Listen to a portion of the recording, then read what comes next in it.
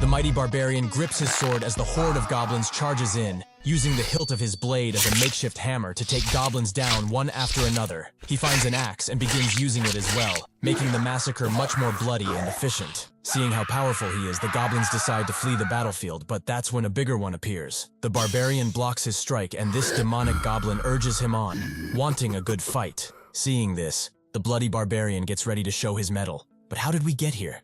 Nobody could have imagined something like this. He fell asleep after a long day of work, drinking a beer and playing a game, like most of his days. When he woke up, however, he was inside the world of the game, as none other than Khadim. Now, one of the NPCs he's adventuring with advises him to be careful, as stronger demons are swarming them. He charges in despite that, jumping mightily in the air before crashing down on said demons, splitting them in half with ease, making them fall in a pool of their own blood. As is expected from the demon realm, they are facing high-level demons right from the start. The path to the great demon is going to be much tougher than anticipated. That said though, he knows he's about to get a stern talking to from Melissa after this. After she blows up the demons around him, she screams out, as she specifically told him not to rush in alone like that. Another warrior approaches, killing a bunch of demons with one elegant strike. This is the hero Gale. She should save the scolding for after the battle, as dealing with these beasts is more important. Melissa prepares another fireball, and notes that it's annoying how by the book of a hero he is. Another woman prays for them, bringing the spirit of Atala to fight with them. She is worried that Khadim is pushing too hard for their sake. He should take better care of himself. The demon that was lunging at her is instantly crushed by a stalwart man, who tells Kyril not to worry much, as Khadim has his reasons. This is the priest and priestess, Gordon and Cyril. Gordon believes it's wise to finish the monsters and then talk to him, and they all agree. Khadim thinks of himself. He is the vanguard of this hero party, formed to defeat the great demon king. He is also the great warrior of Atala, the god of struggle and wilderness. Most importantly though, he is a transmigrator in this game. The main story of this RPG was quite simple. A hero who received divine revelations to slay the great demon, gathered companions to defeat him. Judging by how these demons looked vile and dark, some people enjoyed this adventure with these characters. However, for a modern person who has never even wrung a chicken's neck to endure, this world is extremely harsh. Drinking a bunch of demon blood, Khadim activates his unique trait, Blood Berserker, making him transform into something akin to a demon too. Using his powers, he pushes and pushes. If he just kills the damn demons, then this entire world, this game, will all be behind him. He continues eating demons. As he wishes to get out of this world, he wants to get out, even if a day sooner, faster, even faster. After the massacre, he stands above an entire mountain of corpses, but he continues eating, too far gone to do anything else. Suddenly, a lithe demon approaches, but he swiftly grabs her by the neck, as he has vowed to devour all the demons, every last one of them.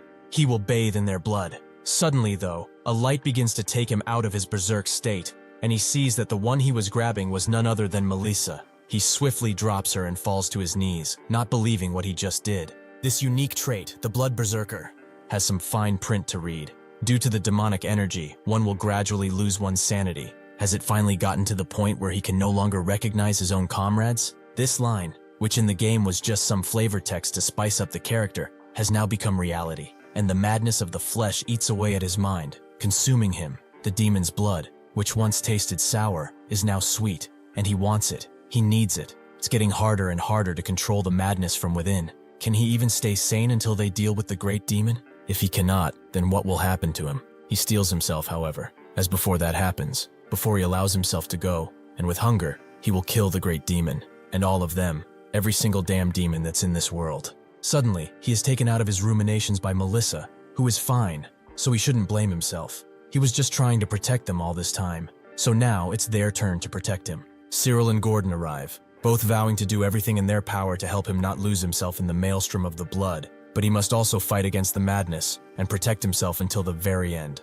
Gordon tells him not to worry too much about it. He will beat some sense into him whenever he has to. Gale notes that if they've had enough rest, they should head out. They have to defeat the great demon king together and save the world after all. Khadim is touched. He grabs Gale's hand, and so they push through their journey, their bodies and minds becoming like tattered rags. Eventually, at some point, Khadim unleashes the last strike, decapitating the demon king for good. His body convulses and falls with a loud thud as his blood sprays all around. Melissa wonders if it really is over, and Gordon notes that by the grace of their goddess, it seems to be so. Before Melissa can say anything more, a bright light descends over the demon king, and Cyril screams out about Khadim. He, however, has already dropped his axe and is going towards the light, running to it. Gale tells him to stop.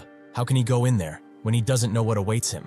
Khadim looks behind him, noting that it was an honor to be with them in person, and not just watching from behind the screen.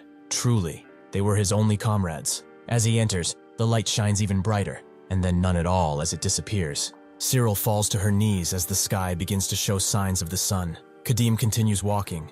He is in a dark place. Nothing seems to have changed. This is the same darkness as when he first crossed over. He wonders what he should do when he gets back. Maybe grab a cold beer, maybe sleep for days. But what he knows he's not doing is ever playing a medieval fantasy game again. In truth, it does bother him that he couldn't say a proper goodbye to his comrades. However, he has to accept reality. He will never be able to meet them again. Khadim, the great warrior, is gone for good. Amongst all that darkness, he approaches a bright light, which he thinks is the exit back to reality. But upon taking a closer look, his eyes widen. No, this is a dream, right? This can't be happening now. His mind broken, he begins laughing like a maniac, his jaw unclenching harder than ever before. He continues laughing as the light envelops him, as this wasn't his escape, but a new game plus, meaning that the game has restarted for him. He wakes up in the usual spawn zone for Khadim, escorted as a prisoner. The other prisoners note that they are innocent. The one who killed that woman was the son of the baker. Another notes that the only thing he stole was a measly bronze ring. He swears he didn't know how a silver necklace just fell in his pocket. One of the guards tells them to shut up, and they all turn away, the guard noting that they love to run their mouths when they are trash. One of the prisoners is more polite, though, and notes that he might have been wrongfully accused. The soldier asks what he did, so the feeble man notes that he never sold demonic byproduct. Someone must have planted that on him, so he wants to meet with the person who inspected his bag. The soldier looks at him. Sometimes some people frame innocence to pad their achievements. He knows it's this bastard in front of them that did it, but for him to pull such things at such a young age, unfortunately he is a holy knight, and talking back to them means it's his head. He asks the prisoner how he dares to doubt a holy knight of Elga.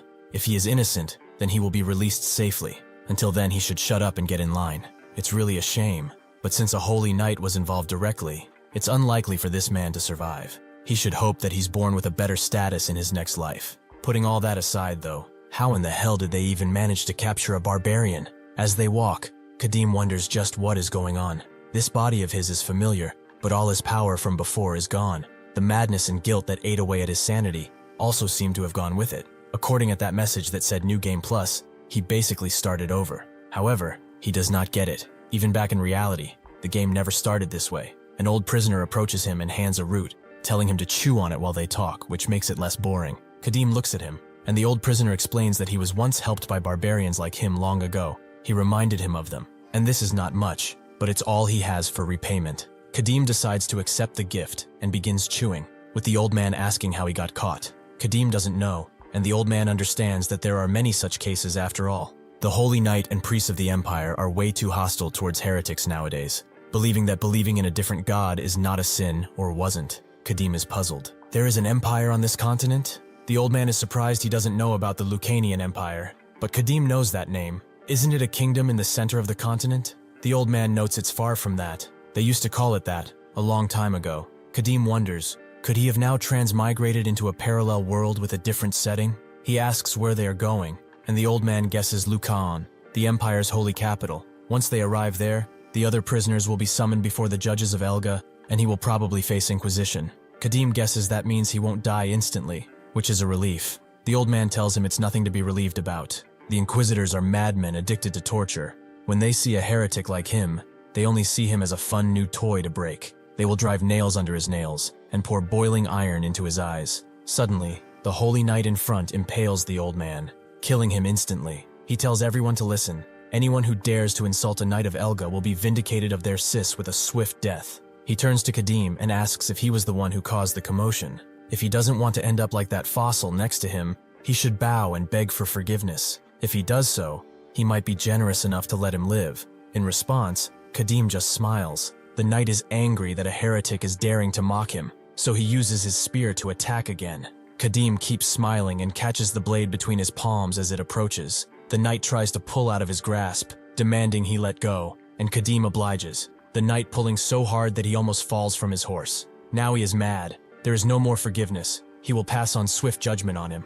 Unfortunately for him, Khadim is already charging in with a shoulder bash. The strike creates a wave of air. The knight is knocked down, and the horse is dead on the spot. The knight gets up angrier than ever. How dare he have the gall to harm a holy knight? Khadim hoped to kill him in one strike, but even if a rookie, he is still a holy knight. He suddenly raises his spear in the air, and Khadim knows what this means. The knight calls out for Elga, the master of eternal light, and she bestows upon him a blessing to blast down all heretics in her name. With this newfound power, the knight charges in, and Khadim knows that he cannot hope to dodge this strike. He takes the full brunt of the spear, which sends him flying into a wagon, breaking it in half. The attack doesn't seem to have been fatal though, it only scratched him. The warrior is impressed that he survived such a strike. His durability is as brutish as his looks, it seems. Khadim thinks that even if he has kept his blood berserker trait, his stats are all reset. So he's struggling even against such a weakling. If he had something to eat though, even a low-level demon, he could easily defeat him. Suddenly though, a pungent stench hits him from behind, and he knows of only one thing that can smell like that. After the knight gets to him, he acknowledges that he is powerful, holding great strength, but this is as far as it will take him. He should receive forgiveness from God through his death. Suddenly though, that same pungent smell hits him, and he covers his nose in disgust. Seeing this, Khadim laughs, as it seems that the god he worships so much has chosen him. He breaks through the casket behind him to uncover the head of the demon, and just the smell is already making his blood boil. It's time to feast. He holds the demon head above him and crushes it down like an orange, drinking the beast's blood like water. The knight is simply stunned. He didn't expect to see something like this ever. Did this guy go mad after he hit him? He points at one of the lowly guards and tells him to finish off the barbarian. The peasant with barely any training faces Khadim, knowing that if he backs down, he will die. He charges in, but Khadim simply catches him and wipes his mouth clean. The soldier begs for his life, but Khadim simply crushes his head in response. This must have been a lesser demon he consumed, as it only has a basic strength enhancement effect, but it should be more than enough for this place. He screams out, his throaty roar causing the soldiers to shake and immediately drop their weapons to flee. The knight tells them to rally, form ranks, and subdue him, as he is unarmed and wounded. Anyone who flees from the battlefield will serve their life behind bars. As he continues his oh-so-heroic speech, Khadim shuts him up by throwing the demon head at him, making the graceful knight fall on his ass. With that, he begins running toward him, the knight swiftly getting up and using his holy powers once again, getting another blessing to match the barbarian in strength. Their clash occurs, and the knight thinks he has won. His spear clearly connected with something, so he should beg God for forgiveness. Khadim wonders what he's smiling about when he has just lost. It seems the barbarian has caught his spear between his armpit, and using it as leverage, unleashes a devastating strike on the pompous knight. He continues pummeling him as he lies on the ground, defenseless, but eventually, the knight begs for forgiveness, tears barely able to come out of his swollen eyes. He was wrong. He begs for his forgiveness. Khadim seemingly walks away, causing the knight to think that he will get him for this. No matter what, he will end his life. As he lies there, he suddenly hears a dragging sound as Khadim approaches, before standing over him once again. He honestly didn't expect him to start praying to his god even at a time like this, but he will indulge him, and prays he will be with his damned god in the afterlife. The knight cries as Khadim impales him, ending his miserable life once and for all. After that, he looks at the fleeing soldiers. Sure, he could let them go, but the lesson he got from his first playthrough says otherwise. After the soldiers are all breathing hard, having run a few miles, they think it's safe, but they are all suddenly impaled by their own spears. This is the lesson Khadim has taught himself, to never leave loose ends. 2 guards are in the bushes. They are even holding their breath so as not to get Khadim's attention, but he has already spotted them. With one well-placed spear, he kills both of them. The petty thief from before and the other prisoners approach, noting that watching him kill a holy knight was rather impressive, and they demand he get them out of their restraints. But in response, Khadim just decapitates the petty thief, his blood spraying on the other prisoners. His lesson also applies to them. No matter who they are, no matter how friendly he was, he never leaves loose ends. The last prisoner, soiling himself on the ground, asks why he is doing this. What did they do wrong? Khadim ignores his pleas for salvation and takes him out, having done so with the others as well. If he were to let them live, they would have surely gone around, talking about what they saw.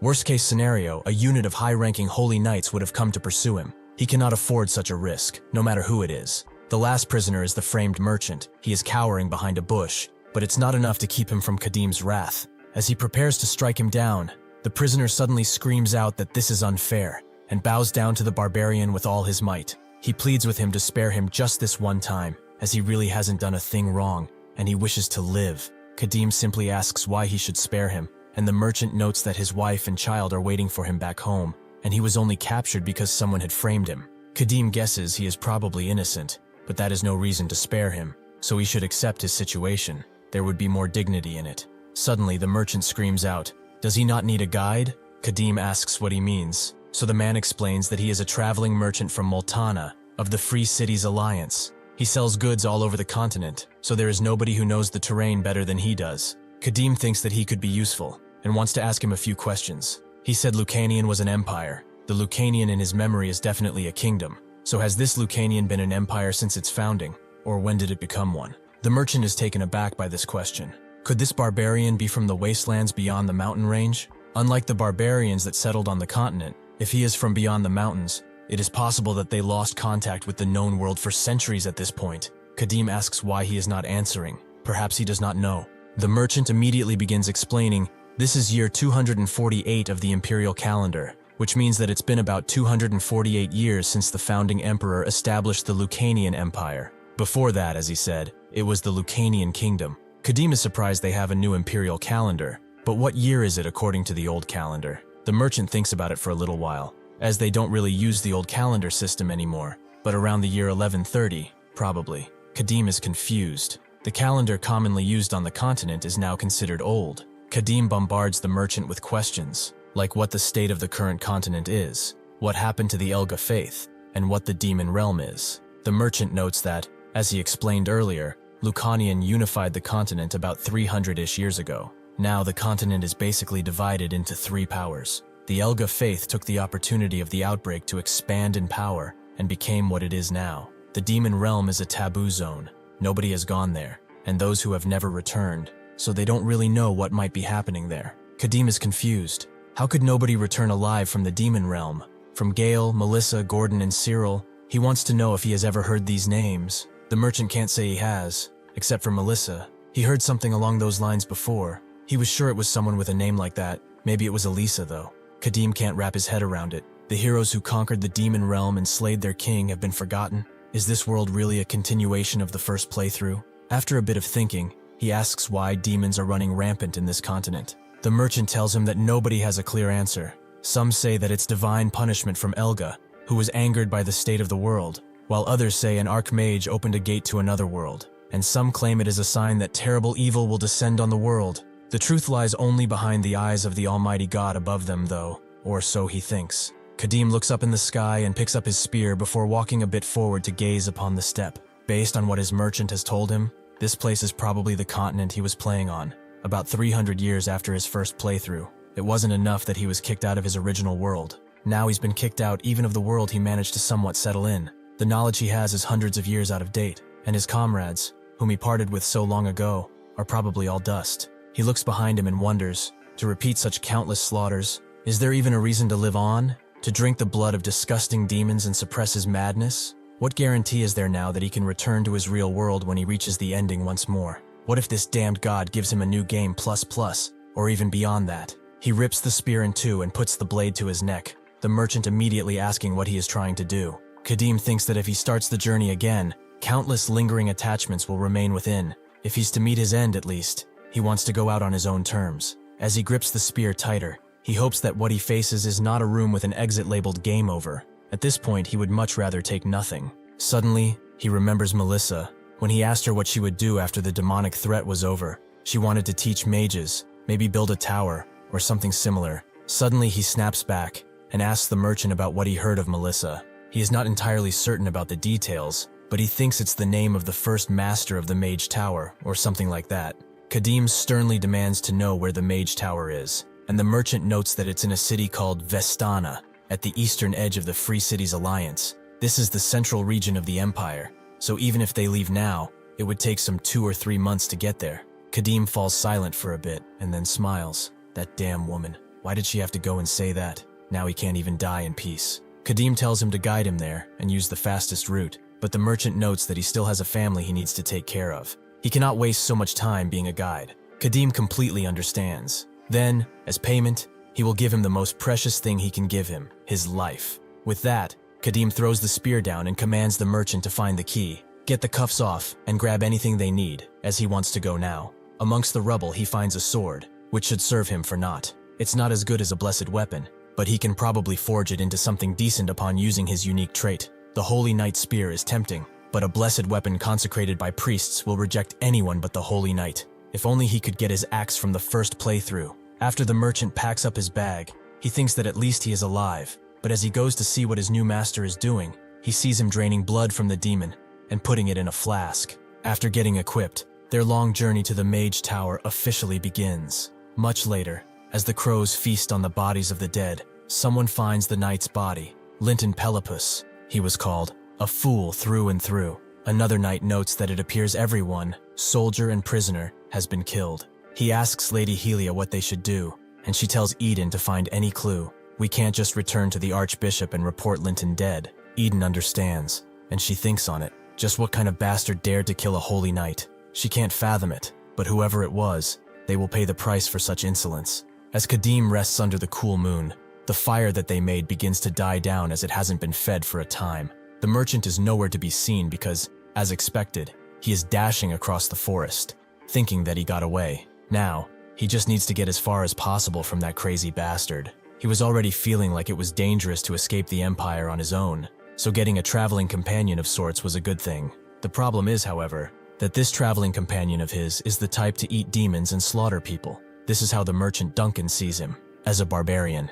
It doesn't help that when he asked him if he wanted something to eat, like some jerky or dried potatoes he had stashed, he said nothing. When he gave him a nice warm coat to lie on as he slept, he said nothing. When he asked him how he even ended up in the Empire, nothing. This barbarian barely speaks, and he doesn't allow questions other than the necessary ones. No matter how much he looks at him, he just cannot read his intentions, if he even has any at all. He is unlike a person, and more akin to a wild beast. He felt like he was performing a circus act, just so that he wouldn't get bored and kill him. If that was the only problem, he would have endured it, probably. But the biggest problem of them all is that this barbarian takes 10 steps for every single step of his. Even if he doesn't look like it, he is a traveling merchant who is known to never tire and be quick. But this barbarian is on another level entirely. As soon as he points out where to go, he's already far ahead. And when he finally catches up to him, he does the same thing all over again. He glares at him until he arrives too, as if threatening to end his life if he stalls him too much from his unknown quest. Duncan knew that if he weren't his guide,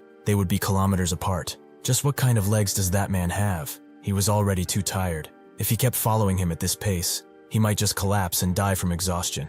At that moment, self-preservation became the only task in his mind, and this is why he's running now. His chance came sooner than he expected. Now that he is out of that dark forest, he will not be able to find which way he went, hopefully. Even with this, however, he cries as he left his bag there, which was basically his entire fortune. He had oil candles, soap, flints, a silver mirror, and more. Altogether, he would have set up a stall in the city with ease. But if he went back to get it now, he would definitely awaken that slumbering beast. He still has his life, though, and all those things he can rebuild with time and effort. Duncan stops for a bit under the cold moon. He doesn't know how far he ran, and the scenery looks safe to him. But at this rate, it will take that barbarian a while to figure out where he went. Just as he thinks he's free, Khadim asks where he is going in such a hurry. Is he perhaps running away? But why is he doing that? Doesn't he need the promised payment? Duncan, knowing full well that he can't defend himself, falls on his knees, noting that he has committed the greatest crime. He shouldn't have forgotten the mercy he showed him when he saved his life.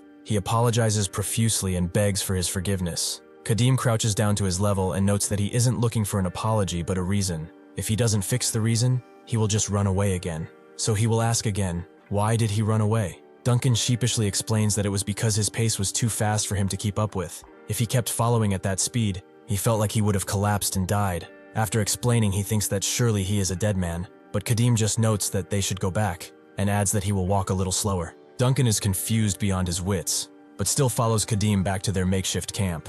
Khadim watches him sleep, clearly having a nightmare of sorts about him. Khadim thinks he was kind of in the wrong here. This hurried pace of his is a habit he formed in his first playthrough, as every moment felt urgent, like he was constantly being chased. The demon realm was a barren and hostile place. There was never enough food or water to properly feed them, and rest was just distant words. Since he advanced by drinking demon blood, he never knew he would be consumed by its madness, and the entire group would save every single moment, even from eating and sleeping, so they could hasten their steps. They probably wanted to make sure he didn't go fully mad. Unlike the demon realm, though, their current surroundings are not that dangerous. There is plenty of water and drink, and while the madness might just return one day, at least for now, it is no problem. Besides, slowing down is actually a good thing, as the traveling merchant is a rather useful guide. As they come to a crossroads, Duncan explains that there's quite a lot of friction around the borders. There are a lot more guards, so they should take a bit of a detour and go through a less guarded area instead. Khadim understands that if he thinks so, then they will do just that, something Duncan is quietly happy about. Khadim still has the map of the continent in his head, but it's a 300 years old map.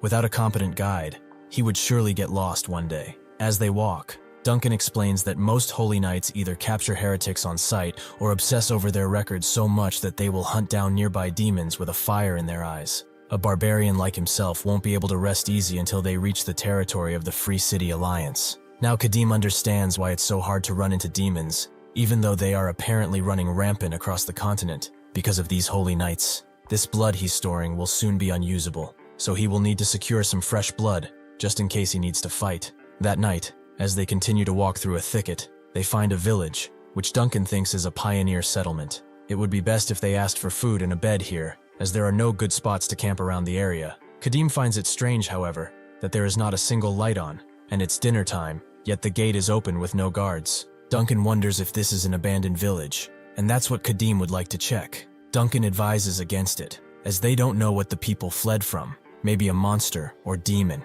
That's when some low growling appears out of the village, but Khadim still pulls out his blade, as a monster or a demon would be quite the good tidings. As they enter, Duncan sheepishly follows Khadim and asks what happened, as this does not look like the average abandoned village. Khadim stops at the only house with an open door and blocks Duncan, who peers around him, just as a demonic goblin lunges toward them, screaming out as it does. Khadim barely moves as he cuts the beast in half, which falls right next to Duncan. Even more goblins come out of the dark home. Khadim thinks that goblins are not aggressive. On the contrary, in fact they are normally quite timid and avoid people. So for these creatures to turn aggressive means some entity has gotten involved. It looks like they came to the right place after all. Another goblin lunges at him, which Khadim easily dispatches, scaring his brothers. The second goblin screams out as Khadim lunges and decapitates him, but the third one actually throws a hatchet at him while he does that, which Khadim manages to block. With that, he takes care of the third goblin too, splitting him in half from the chest. Duncan looks at the corpses before him and asks if it is over, but Khadim can't say for certain just yet. Suddenly, a louder, more throaty roar can be heard from the house, and a much larger goblin peers over at them, holding what seems to be a girl. The beast screams at the two, but Khadim just throws his blade at its head, killing the thing instantly, and it drops the girl. Duncan asks what he would have done if he hit the kid, but Khadim notes that he doesn't miss. He takes the binds off the girl, and immediately stares the frightened child down, noting that he has some questions. Before he can say any more, Duncan intervenes, noting that they are not bad people, and gives her a licorice root to chew. He calms her down slowly but surely, making Khadim note that he's quite good with kids. Duncan notes he has a son back home, just about her age in fact. The girl starts to slowly speak, calling out her mother, making the others think that she wants her, but in fact, the girl says that both her parents abandoned her. This shocks the two, Duncan wondering why they would do such a thing, but Khadim understands. Suddenly someone calls out, the mother who left her child behind, as the villagers have come back. She hugs her child tightly,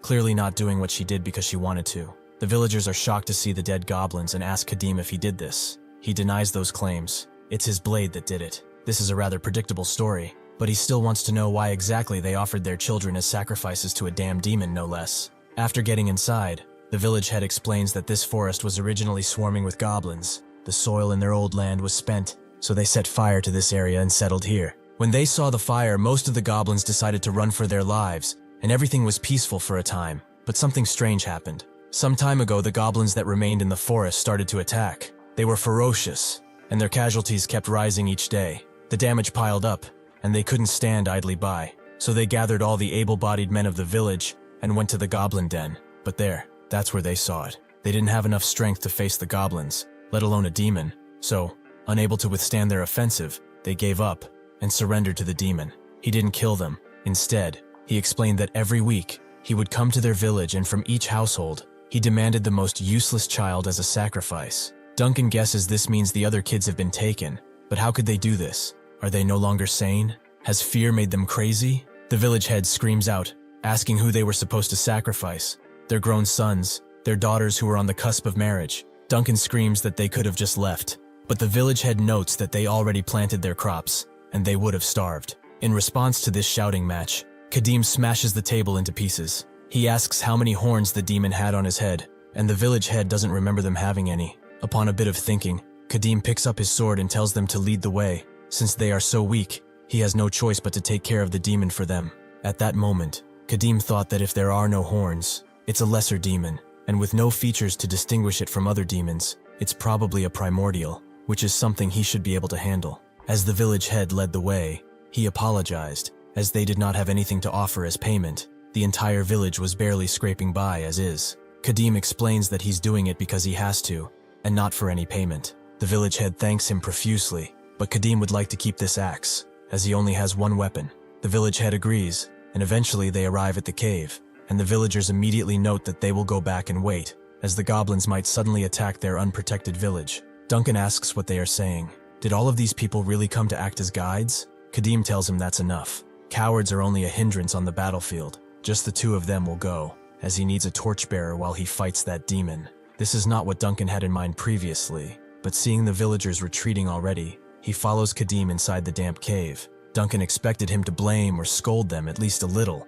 as not only did they offer their children to a demon, but they are cowards who are running away from redemption. Khadim, in turn, asks if he has ever faced a living demon. Duncan has not. He's only seen demon corpses at the black market a few times. Khadim explains that when a human comes face to face with a demon, their mentality changes forever. All that noble will to live is shattered, and only fear, combined with a need for survival, remains. A few humans overcome that fear and can stand against the demon, but he cannot expect such fortitude from ordinary villagers. Duncan still doesn't get how they could just sacrifice their own children like that. Even beasts know the value of their spawn. Khadim explains that sometimes, for one to survive, one must cross through the muddiest of filth. It was a choice they made for survival, so they cannot just condemn them. Didn't he hear them? They said they had no other choice. Duncan understands, but even so, from the children's perspective, it must have felt like the entire world had abandoned them. Truly, what good is a life that survives by abandoning humanity? This makes Khadim stop in place,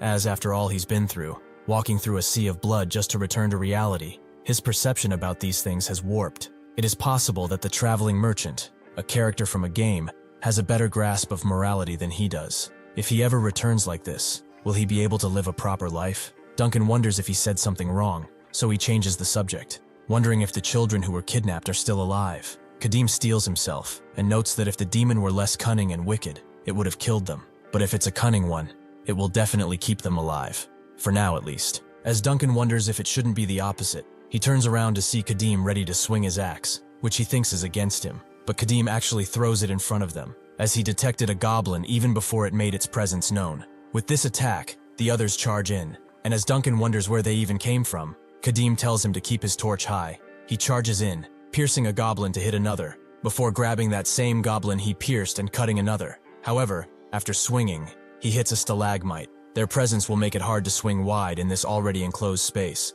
The goblins growl and make noises as they see Khadim wrap some leather around his blade, and they charge in after that. Khadim, however, is now using his blade as a bludgeoning weapon, farming the goblins like the trash mobs that they are. He remembers the axe he just threw and picks it up, using both weapons to annihilate the goblins in all sorts of ways. Duncan can just watch as this happens, but he's completely stunned that just one man can do this. The goblins, knowing that they cannot win, begin to run away in fear. Khadim notes that they are going after them. They've lost most of their group, and since goblins are cowards by nature, they are going to return to the demon in all likelihood. As they walk throughout the dark cave, Duncan notes that he thought the path would get narrower, but it opened up in a wide space again, much wider than the entrance. However, it feels like the walls were carved out to widen the area. Could this be the base of the goblins? Khadim suddenly smells something foul and tells Duncan to focus, as the demon is nearby. He should keep his distance, but not run away. The goblins might track him and kill him in a pack. Just as he is about to explain more, the demon suddenly strikes, Khadim managing to block the attack. The demon stares him down, as he has not seen him before. He is not a villager either. This will be rather amusing then, as he was getting pretty bored of just standing around. Khadim looks at him, as he is different from what he was told. Horns. They are small, but they are still growing. This is bad, as this fight has turned much harder. The simple fact that the demon is growing horns means it's evolving from a lesser to an intermediate demon. The demon itself likes his struggling expression, and within a second lunges at him. Khadim barely able to block the incoming attack. The demon reveals he loves humans. They are weak and rather obedient. Khadim only blocked out of instinct, as he lost track of him, but as he thought, this is not the power and agility of a lesser demon. The demon notes that he killed too many of his precious little goblins, and he's starting to dislike humans because of this. He must beg for forgiveness. Khadim thinks that a lesser demon can be defeated by a dozen or so able-bodied men, without training. However, against an intermediate demon, victory isn't guaranteed even with a squad of elite soldiers. The demon wishes him to give one more chance at life, but he will not use that arm. In fact, he will cut it off with that axe of his, then chew and eat it all to the bone. If he consumes his own flesh without leaving a scrap of it, then he will let him live. Khadim knows that in his current state, it would be difficult to fight a proper intermediate demon, but now, while its horn is still growing, he might just have a chance against it. The demon is confused. Is he not going to cut his arm off? Is he not going to listen to him, perhaps? Khadim pins his sword into the ground and notes that he's been noisy for quite some time now, but he doesn't listen to bloodbags like him. He cuts the flask of demon blood, letting it fall out, and the demon is confused. He knows that smell, knows it well, but why does a human have access to that? Khadim pays him no mind as he gulps the flask before discarding it on the ground. He begins to shake, and suddenly he screams out in a fiendish rage that scares even the cocky demon.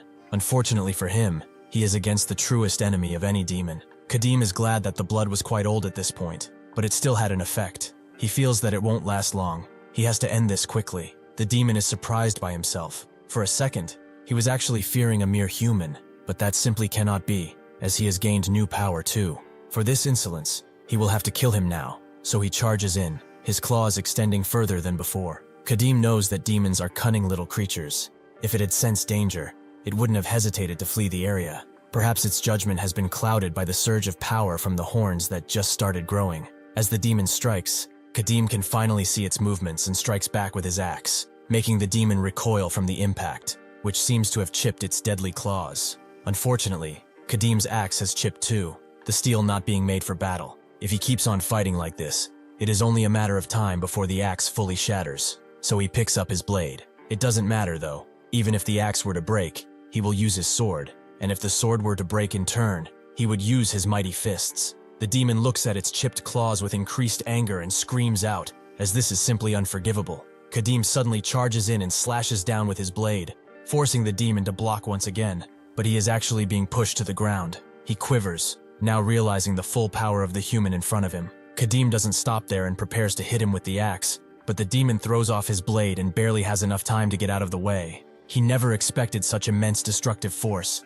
His legs are shaking just from the impact. How can a mere human have this power? The demon roars as it charges forth again, trying to take Khadim's head off cleanly, but he dodges and shoulder bashes into the beast, making it recoil backwards. Khadim does not stop there, however, as he swings his blade mightily at the demon's neck, who barely dodges, but Khadim uses that same momentum to strike with his axe, this strike being much more powerful than the last, which seemed to have been a feint. The demon realizes how dangerous this next strike is, so he pushes himself back with all the force he can muster, Khadim destroying the stalagmite next to them completely. The demon puts his hand up as he huffs loudly. He demands to know what Khadim is, as it's clear to anyone that he is not a human. Khadim does not answer, and instead just stares at the beast, his eyes clear, purposeful, driven only by the want of battle. The demon knows that it cannot be a human. It must be some type of monster that has taken the shape of a human to deceive him. Knowing this, the demon jumps up, holding on for dear life to a stalagmite. He is being overpowered easily, and the beast is reading his attacks. It's useless for him to charge head-on at this point, but what else can he do? Suddenly, he hears Duncan screaming. It seems that he is turning some of his goblins away, but the demon is more interested in what he is turning them away with. That fire. If only that fire were gone, things would be much easier. With that, he begins jumping from stalagmite to get to the light-bearer, but Khadim puts his sword down and grabs his axe in a throwing position. It is pretty obvious that this demon is aiming for his guide, but he will not allow him to have his way. Khadim sees that the demon is pretty quick. If he just aims for him, he will likely dodge, so he will have to do something else. He grips the axe tighter, aiming to destroy the stalagmites. The demon notices as soon as he unleashes the powerful throw, which destroys what he was climbing on, making the beast fall with a loud thud. As the demon tries to uncover the dust from its eyes, Khadim takes this chance to charge in and impale its face. The demon manages to catch the blade before he goes further, and Khadim notes he's quite handsome with this new look. The demon tries to swing at him out of desperation and frustration, but Khadim is only surprised that he is still alive after he pierced his head. He summons more of his power in his swinging arm, and against the protests of the demon, pulls the blade upwards, completely slicing its brain in half. With the demon's death, the buff disappears. Khadim is glad that it even lasted this long in the first place. The goblins all look at him with fear in their eyes, shaking, not knowing what to do. It seems their ferocity is gone. Now that the demon is dead, they will not be affected by the demonic energy. But that doesn't mean anything. They have already become bloodthirsty beasts once. He will take care of every single one of them before he leaves. The second goblin tries to run away, fearing for his life, but Khadim provides no mercy. Lastly, he goes for the goblin that's holding a torch, aiming to end his life as swiftly as possible. But suddenly, Duncan knocks him out of his bloodthirstiness, allowing Khadim to see that he was actually going to kill Duncan. Khadim stops, his eyes bloodshot, and Duncan asks if he's alright. Khadim apologizes and notes that it was dark, so he couldn't see properly. They should go deeper inside now, as the children are probably there, and also take care of the remaining goblins. With that, they eventually come back to the village, and the villagers hug their daughters and sons, thanking Khadim from the bottom of their hearts. One of the older villagers invites him to some food. He has done so much for them, and it's the least they can do. Khadim denies the offer and tells them to give said food to the children. They must be hungry after crying all night. He tells Duncan to eat with them too, as he will go to rest. Duncan looks on at the villagers, especially at the children, who seem more dead than alive. When they got to them, they were all in one spot, despairing like the world was about to end, having gone completely insane. Khadim explained that they have been brainwashed since their capture, which makes them repeat stuff endlessly until their minds are completely broken.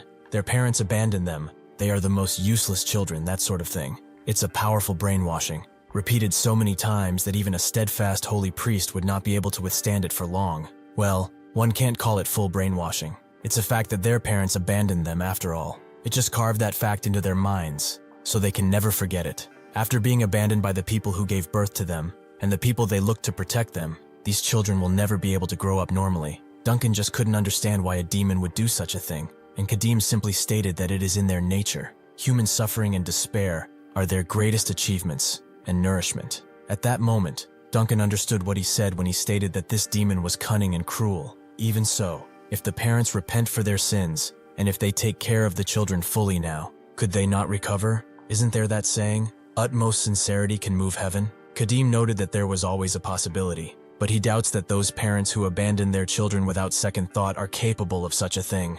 Knowing all this, Duncan decides to go with Khadim too, not wanting to see the faces of those children any longer. Inside their lodging, he is surprised to see him say that they are leaving already. They should at least rest for today and leave tomorrow, as his injuries have not healed fully yet. Khadim explains that a witness is likely to come forward by now. Killing soldiers and prisoners will be overlooked, like usual, but killing a holy knight is not something they would let slide. Duncan completely forgot that he did that, and Khadim says that if they are unlucky, those bastards are already on their tracks, and they have to hurry, as they are unlikely to let this go. Outside, Khadim punctures the demon's neck and drains his blood in a flask as everyone watches. He gets it to around half full, which should be enough for emergencies. It seems he accomplished his initial goal of visiting this village. The village head asks what he plans to do with the demon corpse, and Khadim tells them to burn it. This surprises the head, as he's sure this thing was difficult to catch, and he thought he did it for money. Since he does not know its worth, he will graciously take it from him and sell it to a holy knight or merchant.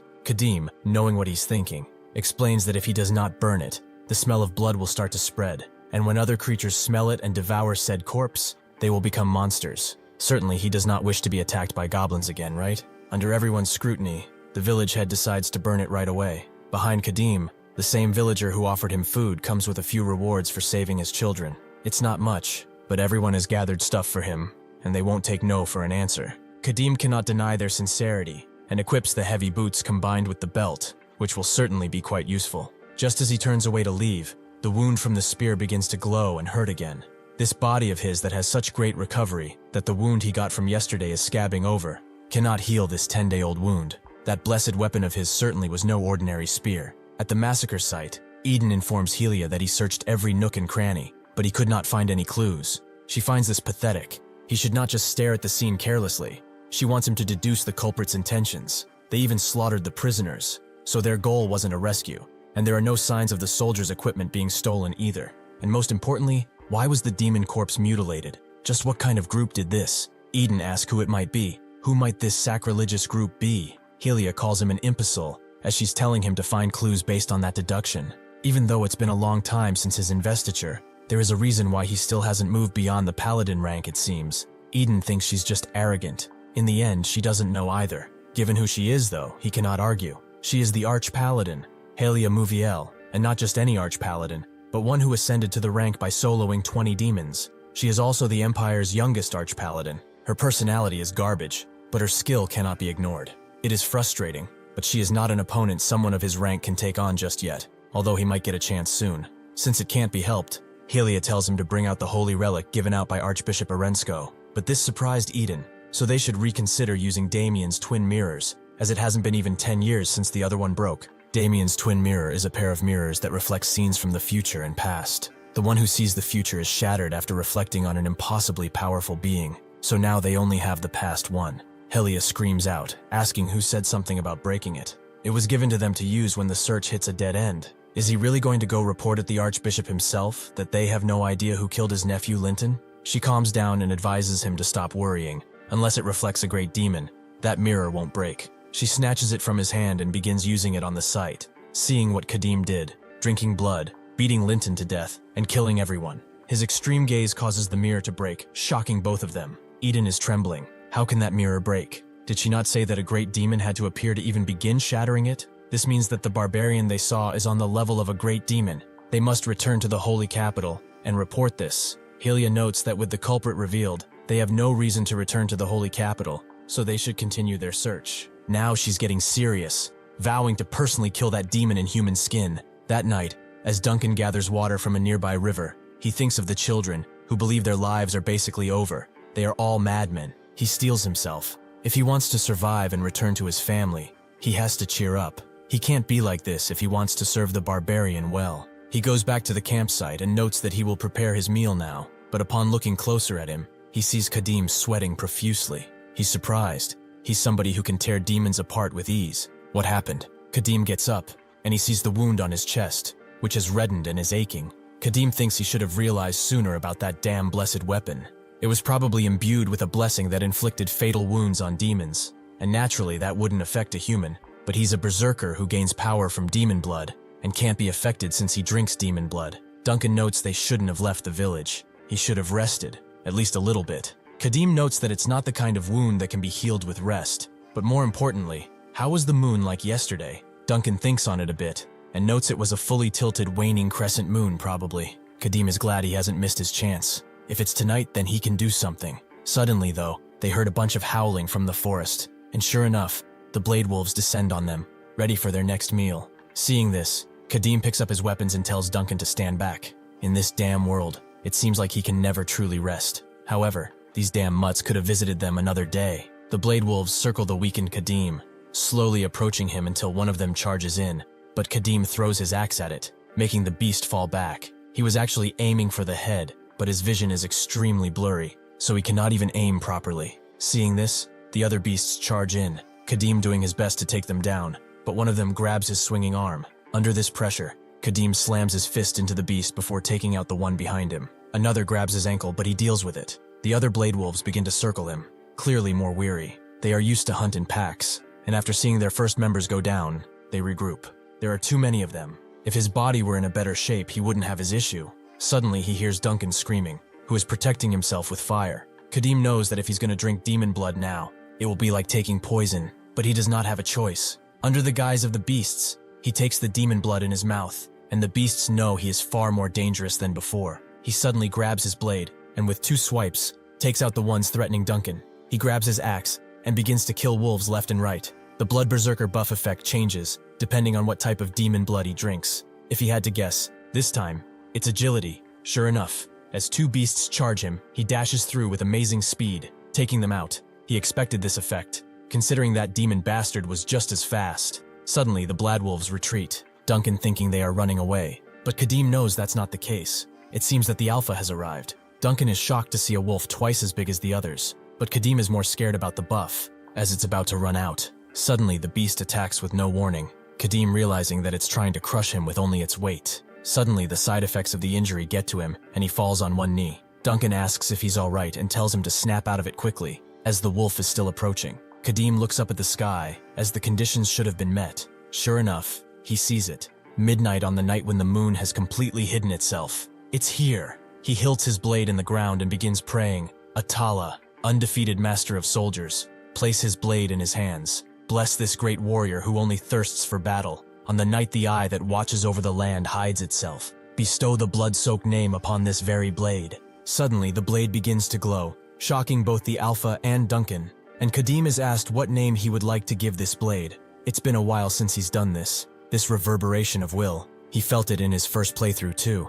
The name he grants the blade is Mosquito, and with that, a rune is grafted on it, fiery and red. This is his unique trait at work, the one who bestows names. The Alpha attacks again, but Khadim easily swipes an attack on the beast, causing it to land. The special effect of the blades activates, which is vampirism. This causes him to restore a small amount of health and heal some wounds. The Alpha growls at him, and Khadim is not satisfied either. He wants to see what this beast can do. Eventually, though, he takes the Alpha out, and due to all the attacks he got on it, all of his wounds heal. Khadim is pleased to see that even his fatal wound from the blessed weapon did. If anything, it was rather helpful that these things showed up.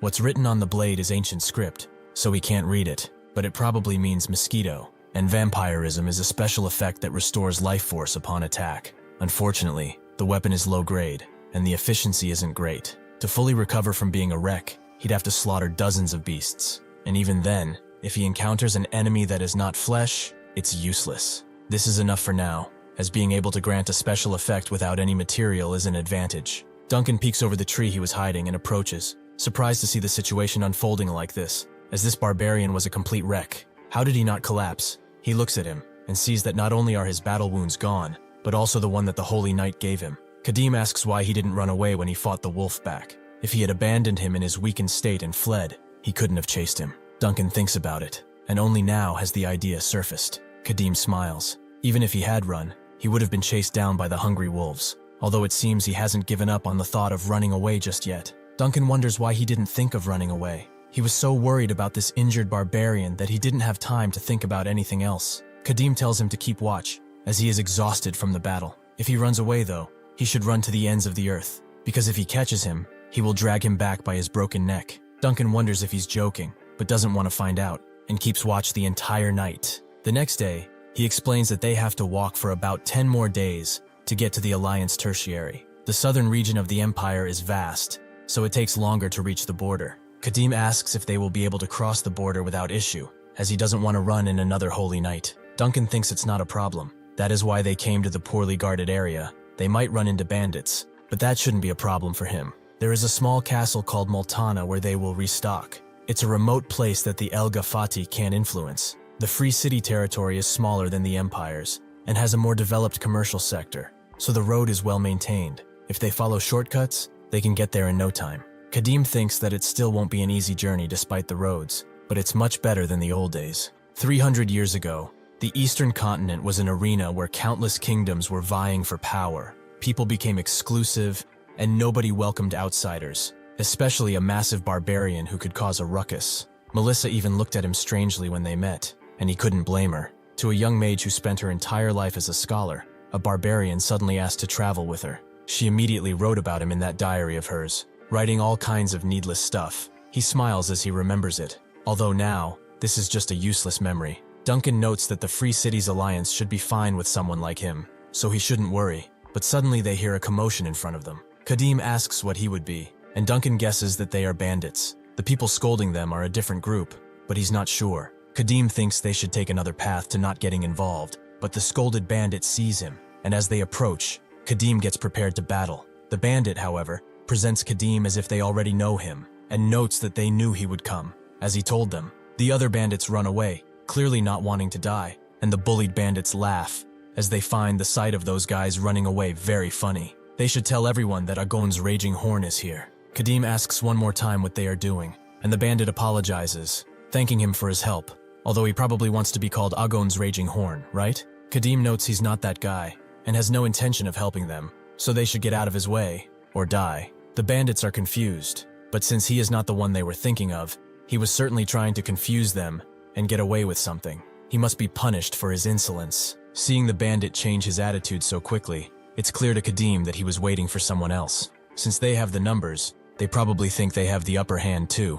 One of them notices Duncan and asks what that porter of his is carrying in that comically oversized bag. Something expensive, maybe? When he goes to take a peek, Khadim stops him, confusing the bandit. He's making him quite sad by acting like this, popping out of nowhere and confusing their people like that. Because of him, they have to fight those bastards now without reinforcement, so he ought to offer some financial compensation at least. Khadim just stares him down, and the bandit guesses he doesn't want his pockets touched. If not, they will do it like this. Since it seems he can handle himself, he should come with them to fight those bastards, while pretending he is Agon's raging horn. He saw those bastards run away earlier, so it really won't be hard at all. He pretends to be him, noting that he just has to shout and they will flee again. With that, they can call it even without taking his bag as payment. It's only natural, since he is at fault here. If a man has manhood, they ought to take responsibility. Perhaps he is a woman under all that, so he doesn't really know how to make him repay. It's his first time seeing a barbarian,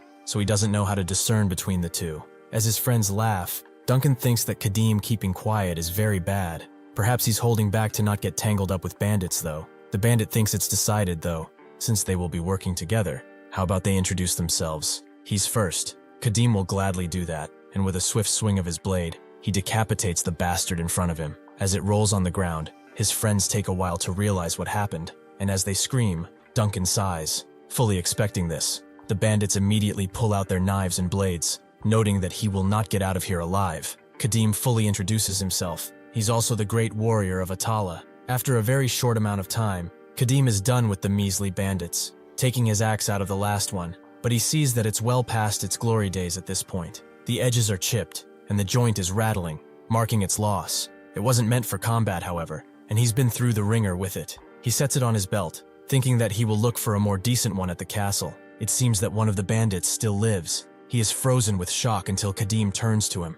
He immediately sprints away, but he immediately trips and falls. Khadim thinks this is good. He no longer has to worry about losing a leg, and he doesn't have to pull his axe out. If he doesn't want his spine crushed, he'd better answer his questions truthfully though. Are they bandits? What's their relationship with the ones that escaped? And most importantly, who's Agon's raging horn? Seeing him not answer, Duncan intervenes, noting that Agon is a city in the center of the Free City Alliance. It has the largest arena on the continent, and countless mercenaries, gladiators, and wanderers gather there, seeking wealth and honor. Agon's raging horn is a legendary barbarian merc, who has won the championship on multiple occasions. Khadim asks if these guys mistook him for that, which Duncan guesses, but he finds it strange. He is such a famous figure that even a chairman could not meet him easily. Maybe if they paid him a fortune, but not even then. The bandit screams out, noting that their boss is from the arena, and he said they've been best friends since back then. He said if they asked for help, he would drop everything and come, no matter what.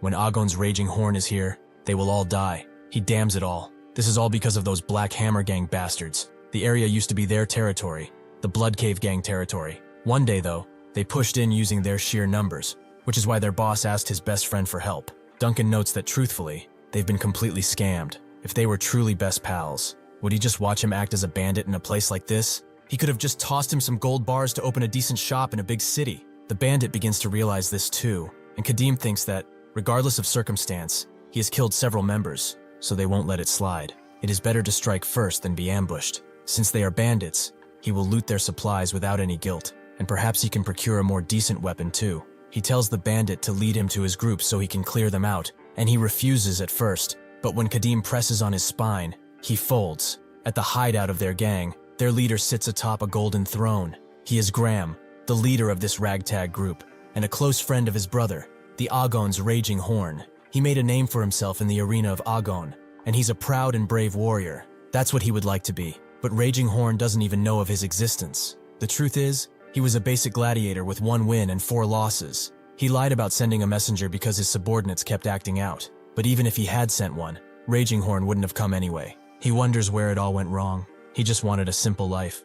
With those loyal subordinates he gathered by lying, or at least, exaggerated bluffs. Scraping by on banditry in this area, that would have been enough for him. This is all because of those Black Hammer bastards. They had their border. Why did they need to creep down here? As he despairs, a subordinate screams out, rushing to him, as the Raging Horn is here. Before he can ask to be saved, the subordinate is taken out by Khadim with a precise axe throw. Graham can't believe it. The distinctive barbarian attire, that amazing physique. Is this really Agon's Raging Horn? Khadim points his blade at him and asks if he is the boss of this ragtag bandit group. Graham acts confused, acting like he doesn't know who that person is. Graham has seen the face of Agon's raging horn in the past, and this is not him. Not at all. Where did this barbarian come from to attack their gang? If he made it so far inside, his subordinates must already have been dealt with. Even if he is not Agon's raging horn, he is undoubtedly just as dangerous as he, perhaps even more. He smashes his fist on the table and rushes in, thinking that he should get the first strike. Khadim finds it interesting that he is planning to fight with only his bare hands. He must be confident. Suddenly though, Graham falls on his knees and begs him to spare his life, calling him Big Brother. There is money and valuables stored in that chest in the corner, so he should accept those for now, as he will give him more. Khadim tells him to stop calling him Big Brother, and Graham now calls him Mr. Mercenary. If he wants equipment or food, he can go to the deepest part of the cave to get it. Duncan thinks that this is really the posture of someone begging for their life. Graham asks if there is anything else he wants, and then, seeing him raise his blade, he asks why he is doing it, and why it keeps going higher. He begs Khadim to reconsider, and then mentions tribute. How about he will pay him a tribute every time he visits? He knows it's no use though.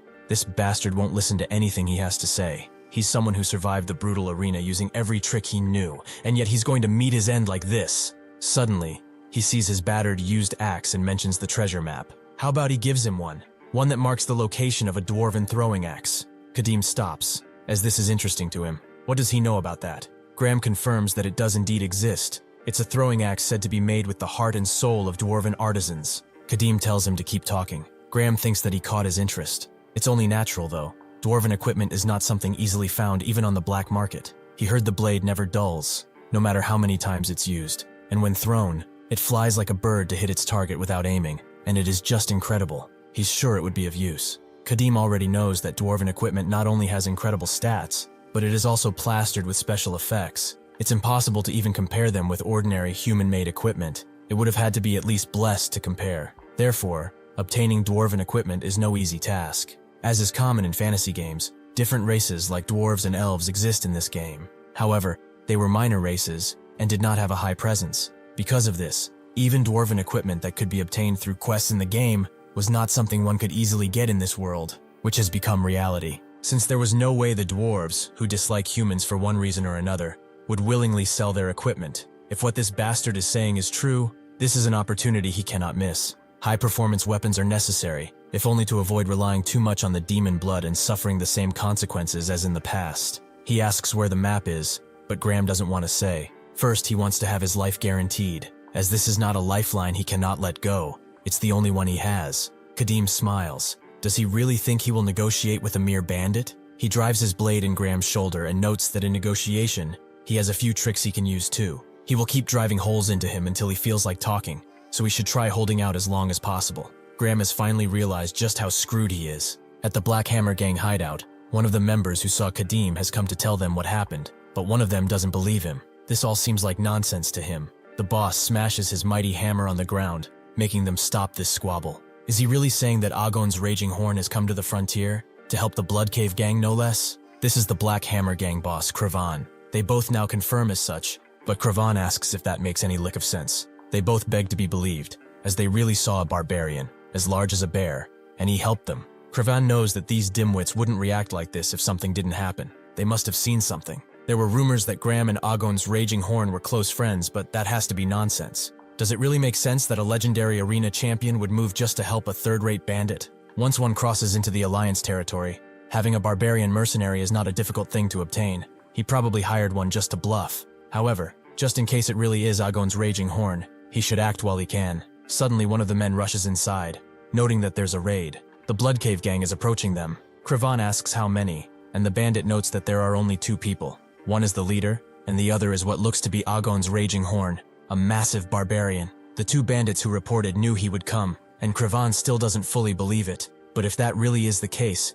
they do not stand a chance in a head-on fight. He tells his men to deploy crossbows behind the barricade, while the rest hide in the bushes. On his signal, they will all fire arrows. Alas, they should go and verify if this really is the Agon's raging horn they speak of. As Graham forcefully escorts Khadim, he notes that they are almost there, but wonders if he really intends to go inside, into the Black Hammer hideout. Khadim notes that it was he who said the map is inside their territory, or perhaps he lied. Graham wouldn't dare. They originally hid it in their territory, but since they lost it to these bastards, things just happened like this. The thing is, they are up against a huge bandit gang, so walking openly is quite dangerous. Khadim asks how many there are, and Graham immediately begins lying, noting that there are 50, no, at least 100, and each is as cruel and vicious as the next. If he says 100, surely he will give up, he thinks. And Khadim does note that this is a big number for a frontier gang, so he will be a bit tired after killing them all, so they should hurry, as he wants to be back before sunset.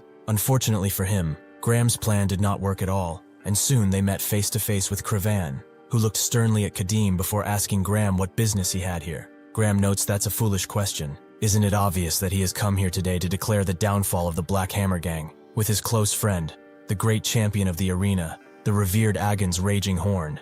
Everyone gets serious, wondering if this is really who they say he is, and Graham thinks that with this, they will be shaken up, and with the focus on the barbarian, he will run away while they fight. Suddenly, Khadim asks what he is doing by almost pulling his scalp off, and notes that he is not Agon, whatever his name is. He has no intention of fighting as long as they get the item that he is looking for. There is no reason for them to shed blood here, no? Craven smiles deeply, as he knew that this bastard wasn't Agon's raging horn. He must be Merc hired by Graham. He probably betrayed him after realizing he was dragged into this death trap. But why is he so calm when he is not Agon himself? Does he not understand the situation he is in yet? He smashes his hammer on the ground, and the crossbowmen appear, along with everyone else from the bushes, circling the two like prey. Cravan notes that he should cooperate. Then what item is he seeking? His subordinates will help him, so he should speak freely. Khadim explains that he's looking for a map. This guy knows the location, so he doesn't need their help.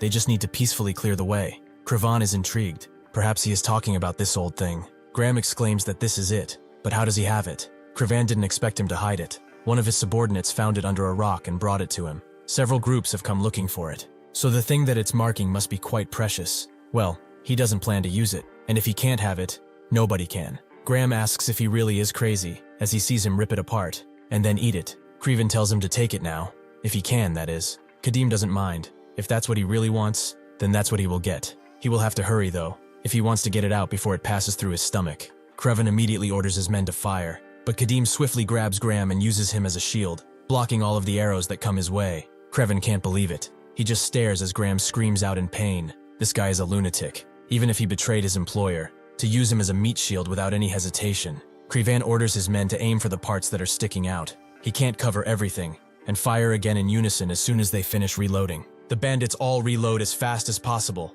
but suddenly, Khadim's axe flies into one of their heads. The crossbowmen, seeing this, fire again, continuing to pin their bolts into Graham, who begs to be killed instead of suffering this fate. Craven asks his men what they are doing. He told them to shoot all at once, not separately, but they should stop firing for now. He turns to his men on the ground and tells them to charge. They do just that, and Khadim throws Graham into some of them. There are certainly quite a lot of them. Mosquito might heal his injuries, but dealing with this many numbers, he could sustain some unwanted injuries, so he will end it as quickly and as decisively as he can. Craven wonders what he just drank. Was that alcohol or water to quench his thirst? Khadim feels an intense sense of elation, incomparable to when he drank it while his body was a mess. He is stronger, focused, and ready. Suddenly, he rises in the air as the bandits berate him and slices some of them up before they even notice. Using the demon blood, he is faster than they can perceive, especially since he has the agility enhancement. The bandits cover their backs, wondering how the hell he is so fast, but Khadim still cuts through them. Seeing all of this bloodshed, Craven wonders what is happening. There is no way a barbarian received Elga's divine power. Just where did such a beast even come from? He gulps audibly and tells the crossbowmen to load a crossbow and bring it to him now. They do so, and Craven thinks that no matter how fast his feet may be, there is always a moment when he stops moving and reveals his presence. As the number of his men dwindles and the distance widens, it becomes more frequent. After attacking, he reveals himself, stopping his feet, and then shows his back to find the next target. Like now, he fires off the bolt, which flies toward Khadim at an amazing speed, right into his face. Craven thinks that he got him, and smiles widely. Khadim is faster than he expected, however, and just as the bolt tip reaches him, he grabs it and snaps it in two. Craven can't believe it. How did he catch a bolt flying toward him? What kind of power-up nonsense is that? Seeing that they dare to interrupt him, Khadim begins to slowly approach, with one of the bandits noticing as such, but Craven tells him to stop standing there and reload his crossbow too. The few bandits that are on the ground try to stop him, but he just goes through them without a scratch on him. Seeing him not stopping at all, Craven wonders if he changed priorities because he saw the crossbows as annoying, and he asks his subordinate how many loaded crossbows they have. He explains that they have 3, including the one he has in his hands, and Kravan tells him to listen very carefully. He stuffs a bolt in his pants and grabs his mighty hammer, preparing to face Khadim, who is slicing through his men as he looks at him. Kravan thinks that since he cleared out the men who were blocking the front, he will close the distance soon. Even if he swings his hammer, he will not be able to touch him, but he has a plan. As he finally arrives, Kravan swings his hammer at him, but then feints and smashes into the ground, blocking Khadim's vision momentarily. Kravan tells his men to fire, and they do it, but Khadim has seen through their tricks already. Kravan grabs the crossbow that is on the ground and pulls the bolt out of his pants. Khadim grabs one of the bolts, but that's when Kravan goes under him and lets the bolt loose right in his face. Kravan knows that even he cannot react in time for something like that, but unfortunately, Khadim has. He rushes through and cuts Kravan's legs, leaving him to kneel like a dog. Kravan doesn't get it. He definitely hit him directly. So how? What happened? Khadim snaps the bolt and spits it out as he caught it with his teeth. He will go deal with his little crossbowmen and come back, so he should wait quietly for his sentence. Kravan can only listen as he hears his men scream and shout, begging to be spared, but there is no sparing against Khadim's might. After he is done, Kravan knows this is a bit late to bring up, but could he spare his life? Khadim did not have any intention of killing him anyway. He's just going to slice open his stomach and get the map. Kravan exclaims there is no reason to do that, because he has the contents of the map memorized. If he enters the deep hole under the fist-shaped rock in the exact center of the molded castle, he will find a black chest inside. Khadim asks why he didn't get the treasure for himself if he knew where it was. Was he afraid of the Lord's punishment? Kravan denies that idea. Normally, sending in a few subordinates would have been enough, but Molden is currently surrounded by soldiers, which is why they moved from the border to here. Khadim really isn't interested in their circumstances, but what troops are besieging Molden and why? Kravan thinks it's the Viscount Adlin's army. The official reason is to execute the Lord of Molden, the Demon Baron, who signed a contract with a demon. But there is a rumor that there are other circumstances behind the scenes. Because if there was real proof that the Lord shook hands with a demon, the Holy Knights of Elga would have stepped in too. Khadim thought he only needed the map, but it feels like things are getting more and more complicated the more he looks into it. Khadim is glad he told him, but he will still have to take out the map to verify if what he said is true. Kravan asks why he is doing this. Did he not tell him about the contents and more? Khadim does not believe the word of a bandit, and he said so earlier too, to take it if he can. That night, as they make camp, Khadim gives Duncan the bloody and torn map and tells him to piece it together. Duncan asks where the map was for it to be in such a poor shape, and Khadim tells him it was in his stomach. The bandit tore it up and swallowed it, so he retrieved it directly from his stomach. Duncan gets it and does his best, making the map match roughly what the bandit told him. It wasn't a lie then, but the story about Maudlin Castle is true too if that is the case. Khadim wonders if that Demon Baron story really is true, and how he can use it. At the village they visited earlier, the village chief is exclaiming that he is only speaking the truth. There truly has not been anyone passing through the village as of late, other than a few villagers getting hurt working. There have not been incidents. They are saying the truth. They do not know this holy knight, but they know she means business, and she asks if they can swear this before Elga. Thank you for watching. See you next time.